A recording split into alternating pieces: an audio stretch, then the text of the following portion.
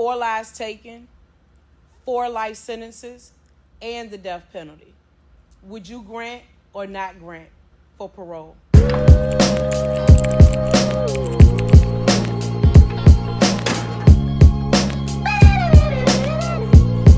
It's your girl, Nikki the Advocate, the CEO founder of Been in the Bars here in Richmond, Virginia. We are a nonprofit 501c3 that specializes in criminal justice and prison reform. Also on the LLC side, we also specialize in making pardons, parole packs, and helping with all types of post-conviction options. Tonight, it's the first night, you guys. It's the first day of podcasting. So please bear with me. I'm a newbie. Hopefully by the end, I won't seem too much like a newbie.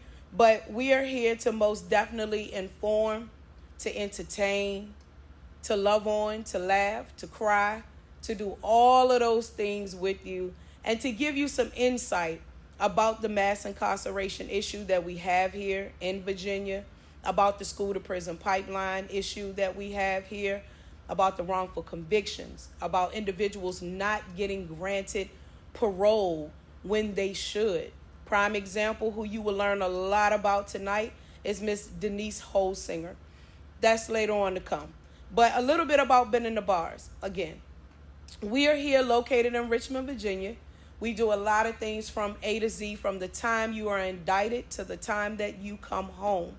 So we are kind of like your one-stop shop, from court proceeding advocacy to inside assistance, helping with GTL, JPay, commissary, helping your loved ones here on the outside. Any questions, concerns that they may have, we're here for them. Along with, again, trying to get you out of prison if you're deserving.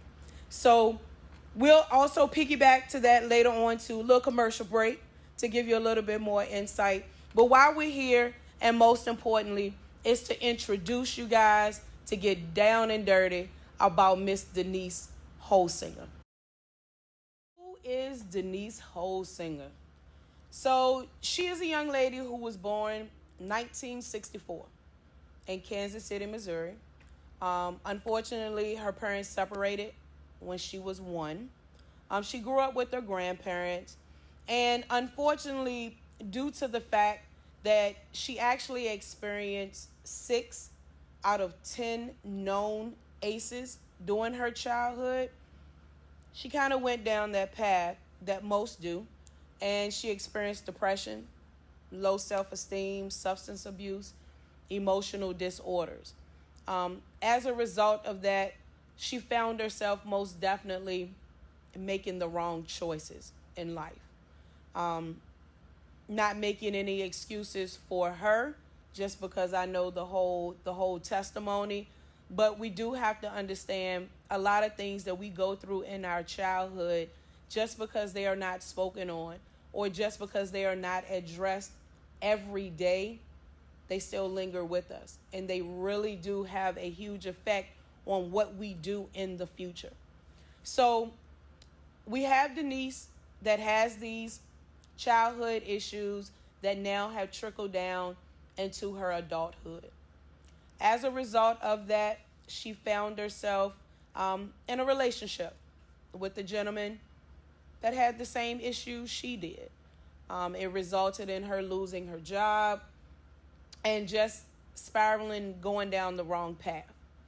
Now, what you will learn about me as we continue to have these journeys about individuals, as far as parole, as far as letters from lockup, and whatever type of episode we do, I'm 150% transparent. I'm going to give you the good, bad, and the indifferent about the individual, because I want you to ultimately make your decision on if you want to support or not on all of the facts, not just one-sided, right? So going into the actual case details, I will say it's a little disclosure. I will not, 1, say the names of the victims. I will not, 2, disclose the names of family members of the victims. And that's just out of respect for them. If it is something, that you are very eager into looking into, I just say a lot of things are public knowledge, right? Also, I want to give the disclaimer that we as an organization, we are never condoning the actions. We are only promoting the fairness of parole.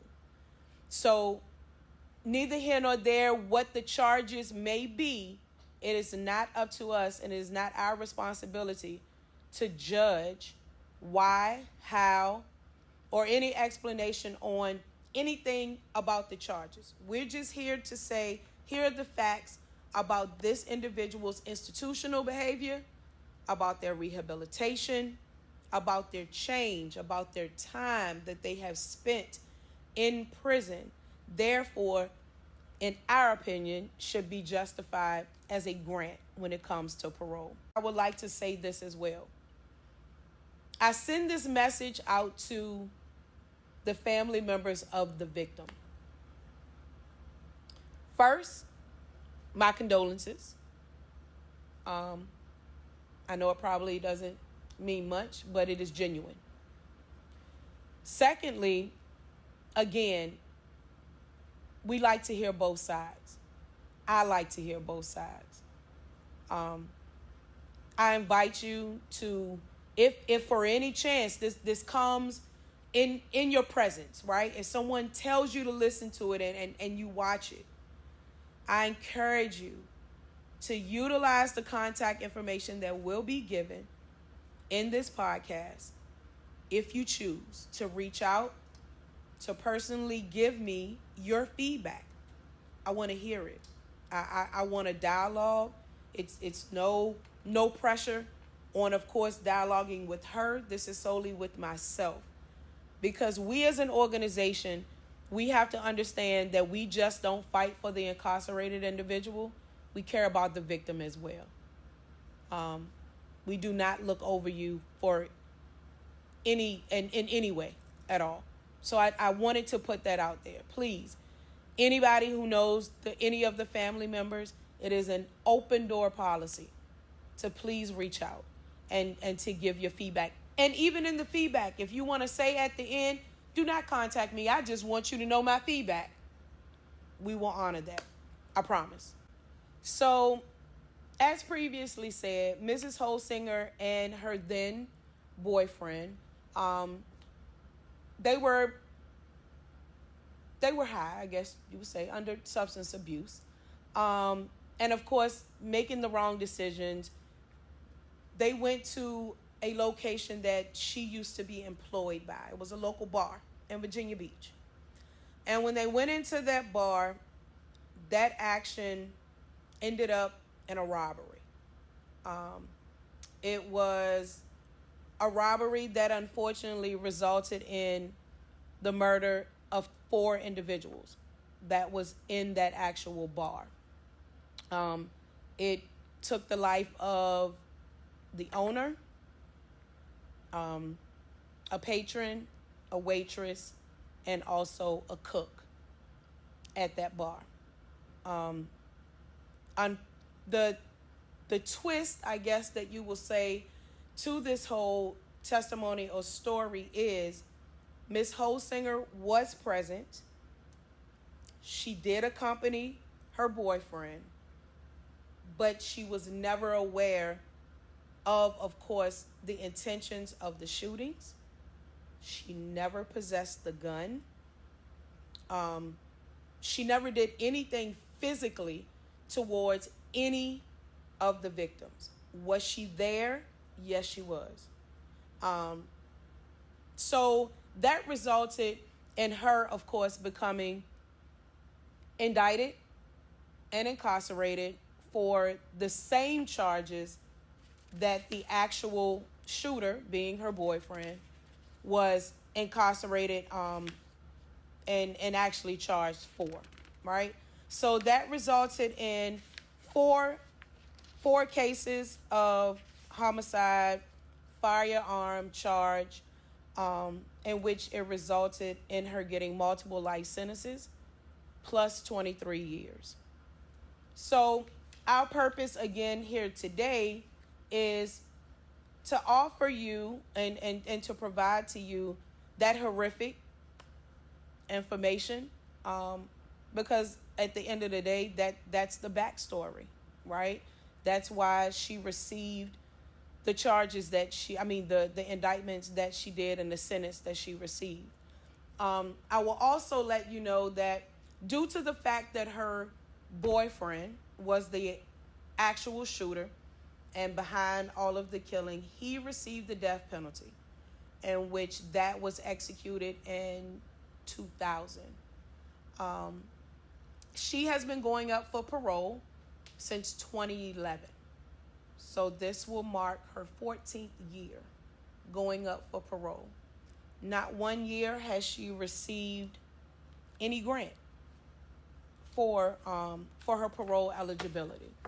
So I sit here today just to give the full story, the good, bad, and the indifferent, on why Denise Holsinger should be considered for parole when she goes up on May 22nd, 2025.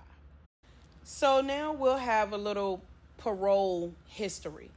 As of 2024, her last hearing, she was, of course, denied. And some of the reasons that were given for her denial was crimes committed, serious nature and circumstances of the crime, release at this time would diminish seriousness of the crime, and the board concludes that you should serve more of your sentence prior to release on parole. Now, for any individual who has actually been in this advocacy world for a while, these denials, you immediately understand the frustrations, right? Because we all know that these are the blanket denials that are given to individuals who have actually completed everything that they are supposed to complete in order to be released for parole. And you can tell that by the description, because everything I just said, how can you have a rebuttal to that, right? How can you correct that?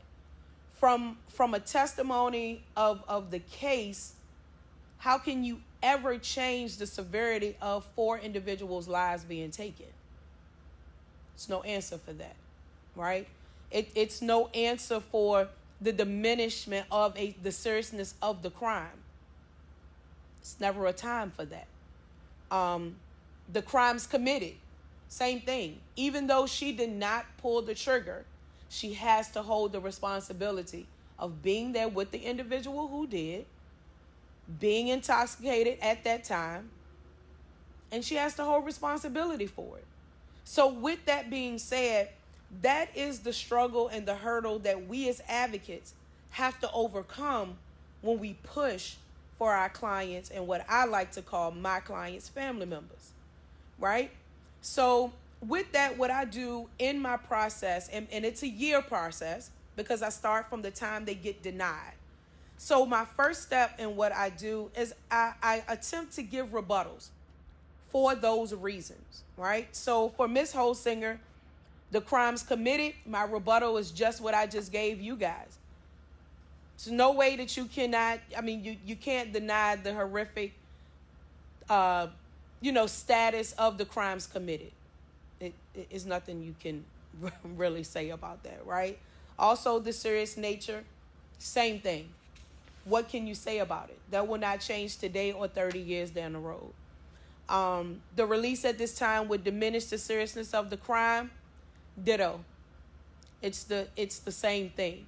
And then we have the board concludes that you should serve more of your sentence. Now we can talk. So on this one, I have a huge issue with that, because at the end of the day, we have to understand when individuals go to court, the person who makes that decision is the judge. So at that time, the judge sentenced her to multiple life sentences, but he did not take away the option of parole. He had that option.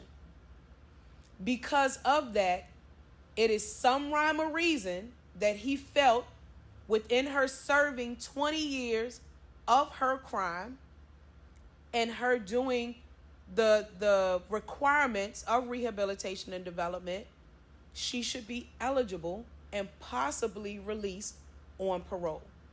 So when we get a denial reason from the board stating that they conclude that this individual should spend more time, ruffles my feathers a little bit, because it's not our job or their job to determine how much time should be served when it comes to parole. The only thing that matters or should matter is, one, first and foremost, the victim input.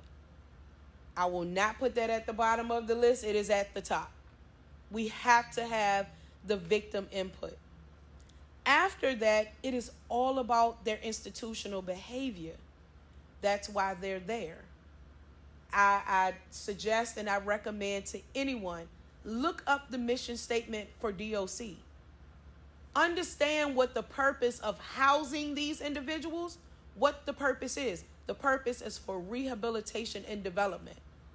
And what you will learn is a lot of these individuals who actually walk out of prison with those, they did it on their own accord. It wasn't because they were coached or they were motivated or supported to do that. That's something that they decided on their own to complete. So with that being said, we're going to take you on a journey into Denise's institutional behavior. So first, you have to understand the components of a parole packet, right? So you have to show institutional behavior in regards to employment, programming, your behavior, meaning how long you've been infraction free, and also your achievements and accomplishments. So for Denise, prime example, she has been incarcerated for 30 years. That is half her life. Okay. With that being said, you have to understand she's in prison with multiple life sentences. So all of these accomplishments and achievements, you have to understand it is being completed by someone who technically feels like they do not have a chance in hell of getting out of prison. So that alone should testify a lot about her character. Denise, in her 30 years, has racked up 100 programs, over 100, that she has completed successfully with the recommendation letters from those programs. She has also acquired her associate's degree in science, something that I'm going to tell you I don't even have. I don't have an associate's degree in anything. But she did that behind the walls. And again, she did that with the thought of that associate's degree may not ever be used. It'll just be something that will sit in her portfolio in Fluvanna Correctional Center. Next, she is also a Braille transcriber. Not just your typical. She is listed in the Library of Congress as a Braille transcriber. She has completed over 100 books, texts at the sole hands of Miss Denise Holsinger. She has trained others in the facility on how to do Braille and read Braille. Currently, as her employment, for the past 3 years, she has been a medical assistant at Fluvanna Correctional Center, in which we have multiple recommendation letters from her supervisors. And last but not least, in which I think is something that really puts the icing on the cake for her behavior, she has been infraction-free for over a decade. Not one infraction. Again, you have to understand what environment I'm speaking of when I say infraction, because you're talking about a jungle. It's nothing peaceful in there. Contrary to what you may see on TV, even in interactions on a podcast, TikTok, I can contest to you, I can confirm it's nothing peaceful in there. The only thing they try to do and they try to understand is temporarily at this moment, that is their society, right? That's their environment. So they do the best that they can to adapt to that environment. But needless to say, that is just a little bit of what her 19-section parole packet that I've composed for her entails and includes. You will most definitely at the end, I'll give you the information if you would like to get a copy of that packet, because ultimately we're here to get support. We're also here to hear opposition as well, right? We invite both because we want to understand what can help other people in the future to gain support, to gain understanding on why they may continue to get that knock grant. So we're here again. I love to say the good, bad, the ugly, the indifferent. So that's her institutional behavior. Outside of that, you also need the perfect home plan. You need to have goals, and you need to compose and really go in detail with your remorse letter to the parole board in preparation for your hearing. So as far as for Denise, her home plan is actually going to be in Delaware with her brother and his family. I will also let you know from a parole board standpoint, they are more inclined to grant individuals that have out-of-state home plans.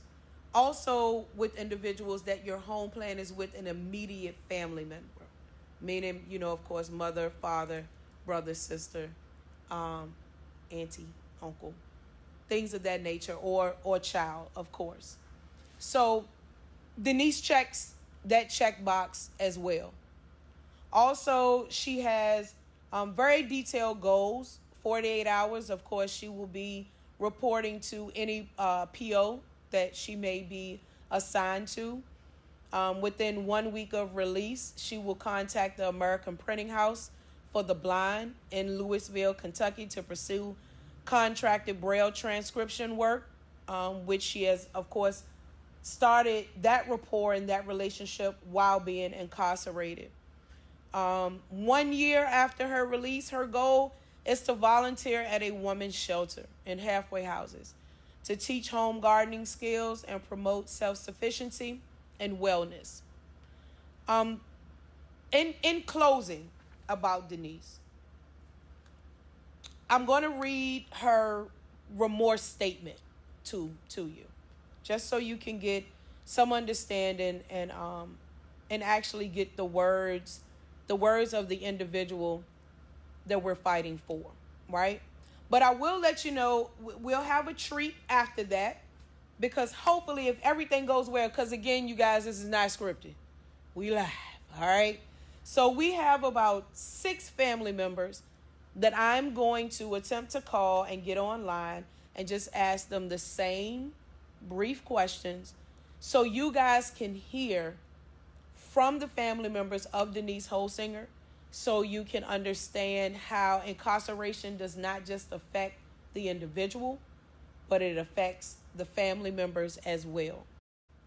So the remorse letter from Denise Holsinger goes like this. In my humble and feeble attempt to express my remorse for the incomprehensible loss of innocent lives,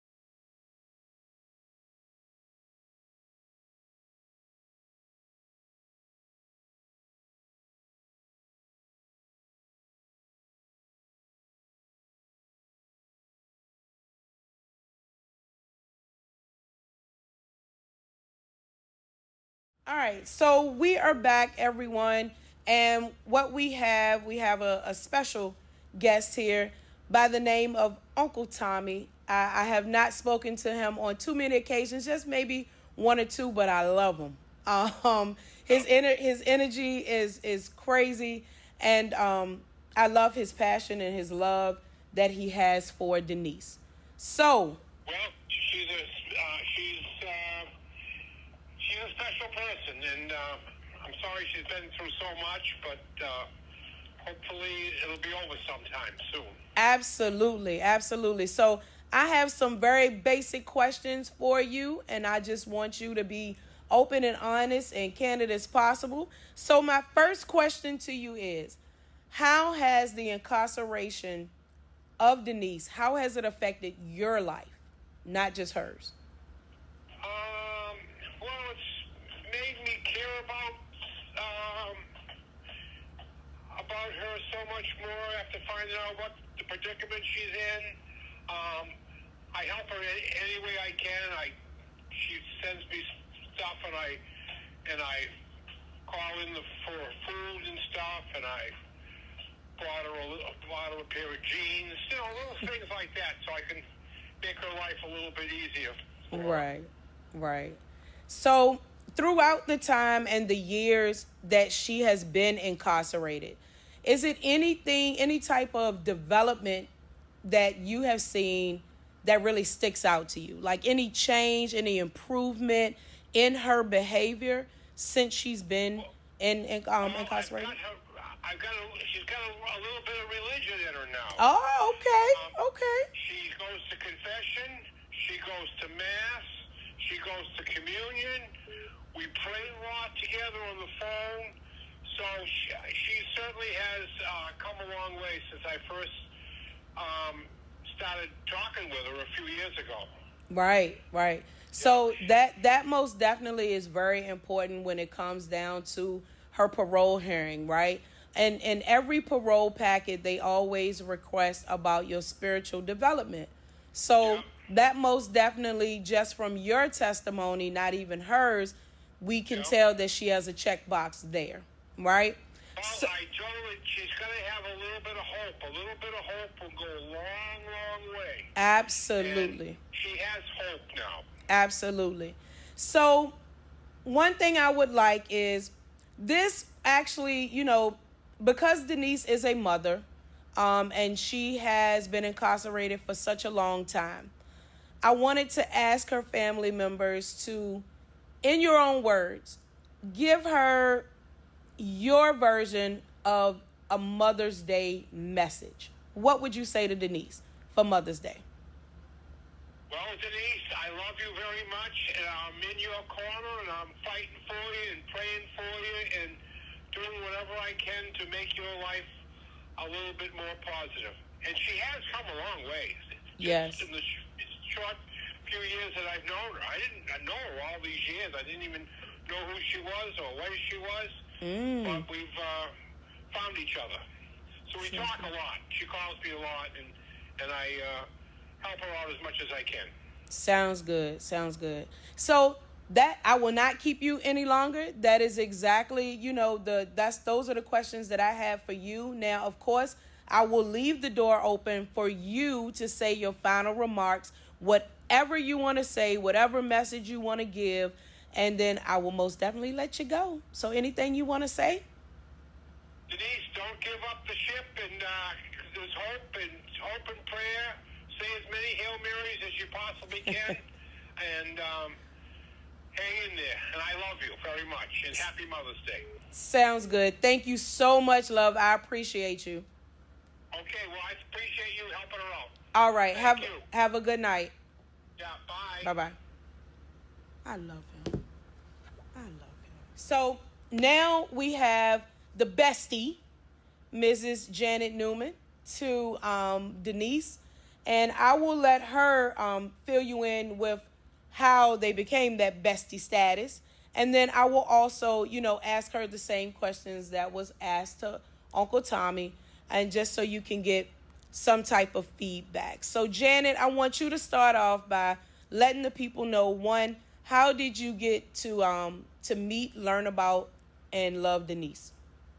Well, in 2010, I was also incarcerated in Fluvanna Correctional Center for Women. That was one of my first incarcerations, and that's when I met Denise.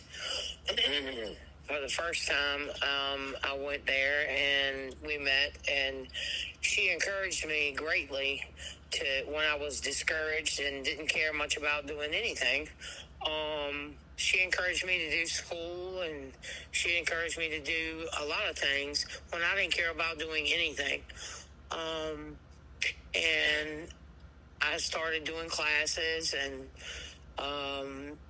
did it and got my electrician and got my HVAC certification, and I didn't immediately, of course. She had to do quite a bit of persuasion on that, but she never stopped trying to persuade me to do that, even in spite of, that's one of the things I admired about her.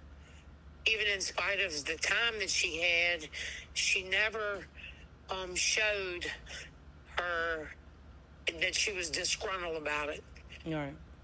The part that she did show, and that always came, it was the sadness of what she had done.